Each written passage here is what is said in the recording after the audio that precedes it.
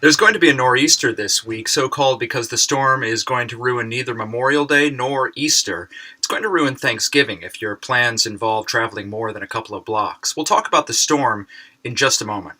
But first, some might say Thanksgiving is just a celebration of the grisly home invasion that constitutes our ancestors' arrival on these shores.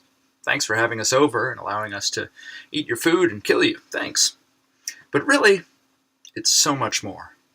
For most of us, the holidays are a sublimated appreciation of how we've all internalized our nation's psychotic origin. That's kind of abstract, so really it's a time just to simply enjoy the few feelings our upbringing permits us to bring up. Feelings like resentment and disquietude towards the people who taught us how to attain such heights of resentment and disquietude. Essentially, we get to reenact the entire history of the United States as metonymized by the erosion of our heart's ability to function in a long evening or weekend of pretending that erosion is constructive and worthy of celebration.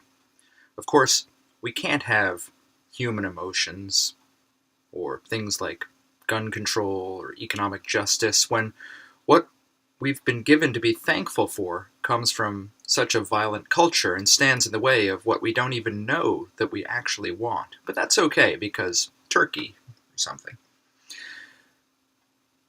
America is also a country founded on practicality, and the usefulness of a ritual like Thanksgiving is that we can pretend it's really about giving thanks when actually it is just that sublimation designed to make us not consider what a fulfilling life could be. Thanksgiving isn't about giving thanks, like this weather report isn't really about the weather.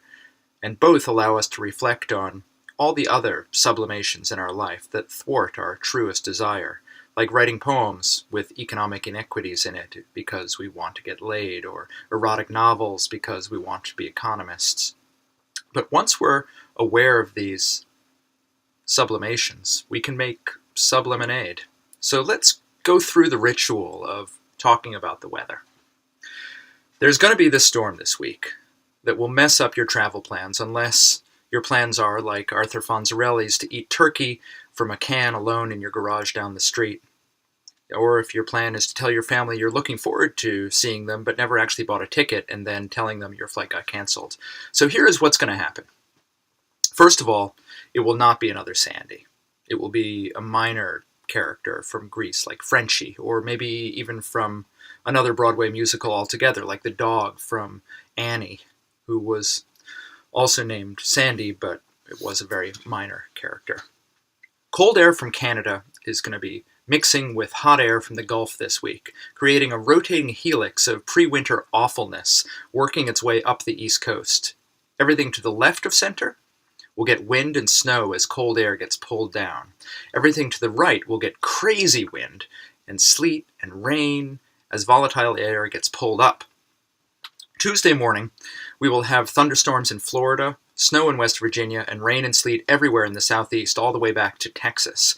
By lunchtime, it will have traveled north, sending freezing rain on up into New England. About dinner time is when things will really get very disheartening, with torrential rain from the Carolinas to New York gradually changing over to snow as you get on towards the Catskills. The center of the storm will reach New York City around dawn on Wednesday, and will just sit here until midnight, hammering us relentlessly with incessant rain, sleet, freezing rain, hail, and about 2 to 7 disgusting, sooty snowflakes. But with weather, as with love, anything is possible. As you sit in the airport seeing how many little words you can form from big words like delayed or canceled, remember that the voyage is the destination. The means is the end. The cliché is the profundity. Anything is possible, even while dozing on the airport floor with your ankle hooked through your luggage handle so nobody steals your shiny baubles. That's because American history is so beautifully mutable. I'm spending Thanksgiving not far from where I grew up in Greenwich Village on Perry Street, which was initially named after some farmer, and then everybody thought it was for Admiral Perry, and in 40 years will have always been named after Katy Perry. That amnesic mutability is why we all go by our first names. Nobody really has a family, and because most families are awful and most of our institutional history is so gruesome, maybe that's not such a bad idea, except for then being doomed to repeat it all and never getting to the bottom of what it is we really want, and which our violent, coercive attempts to attain have always prevented us as a culture from ever actually getting. So, this Thanksgiving, why not look your relatives in the eye instead of allowing your shared history to make you look away? And while you're at it, ask them what they would really like to be thankful for, what hidden desire, as yet unfilled, as yet even unexpressed, because it would destroy the America within them. Ask them what they fear they will never attain, or even more terrifying, what they fear they might. Then have them pass the stuffing in their suddenly shaking hand. That's it for now. Remember to set your clocks ahead this weekend. Farewell.